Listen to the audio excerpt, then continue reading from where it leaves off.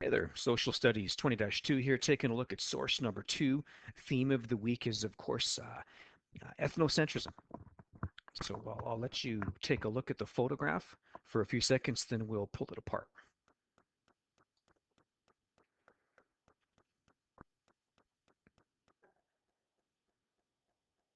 All right, so I think the first thing that I notice when I look at the photograph is the swastikas in the background, and they're very prominent. So three Nazi swastikas, as you know, the swastika was the symbol of the Nazi regime. So right away, I'm conjuring, feelings of. I'm thinking about German ultranationalism. I'm thinking about ethnocentrism that went with it. I'm thinking about the Nuremberg laws, the violence that went with this regime.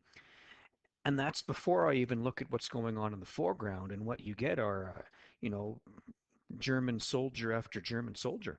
As far as the eye can see, I had read um, that this photograph, captured almost 1 million German soldiers. At the far left and right is the German eagle. And then the caption at the bottom is talking about this being, German soldiers on military parade at what are known as the Nuremberg laws in 1937, or the Nuremberg rallies of 1937. You don't really need to know much about the Nuremberg rallies. If you know about them, great. If not, all you need to talk about is the photograph is demonstrating hundreds of thousands of German soldiers saluting, marching in the name of the Third Reich, the Nazi regime.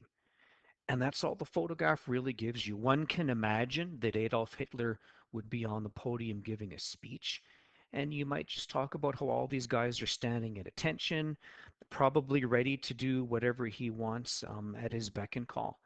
And so, what you'll also begin to speculate and talk about now, and the photograph doesn't show all these things, but you want to talk about what might have come before the photograph and what might come after the photograph. So if I'm considering what came before the photograph, I'm going to talk about Germany and the rise of the Nazis themselves. And I'm going to do this really briefly, but think back to your notes from yesterday. I'm just going to talk about how, Hitler was able to restore German pride after the Treaty of Versailles had humiliated them in 1919. I might quickly talk about his rise to power. Maybe this photograph is the encapsulation of Adolf Hitler's rise to power. And you wouldn't talk about that a lot, but you'd mention a few things about it. He didn't just arrive as a German dictator.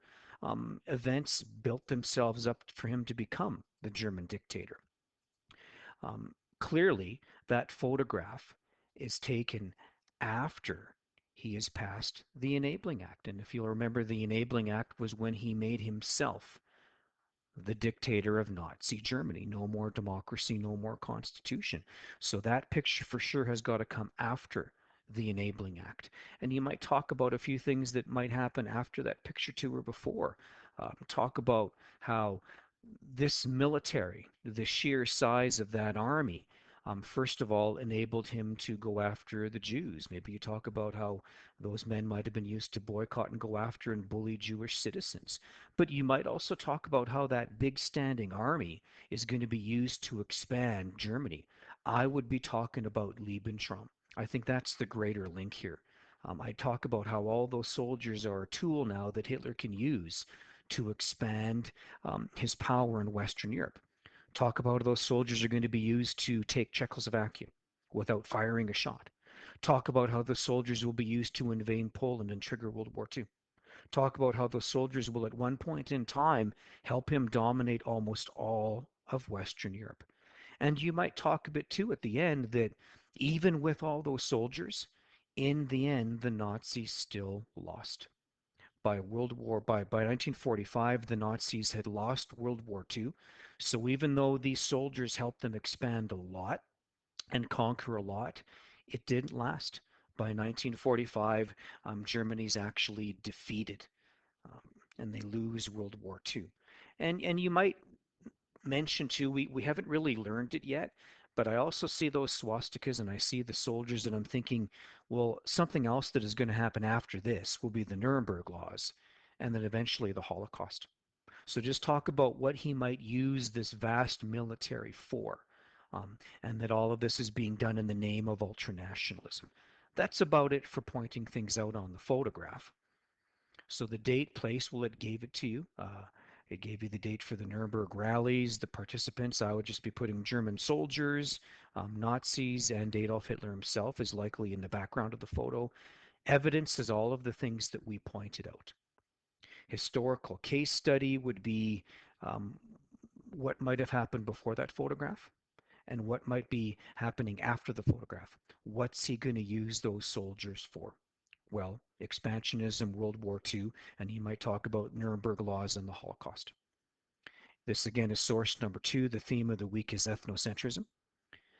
In terms of connections to nationalism, I see expansionism. That's what he's going to use those soldiers for. But also, he's indoctrinated those soldiers too. Through extensive propaganda, he's indoctrinated those soldiers to serve him, to do what he wants them to do. And among the things that they're going to do, we talked about would be expansionism, but also, they were indoctrinated into being ethnocentric, to thinking that they're superior to other peoples. It's going to lead to an ethnic cleansing, the Holocaust of the Jews. Um, it could be used as part of his foreign policy of expansionism. Finally, and most importantly, a really good example of ultranationalism.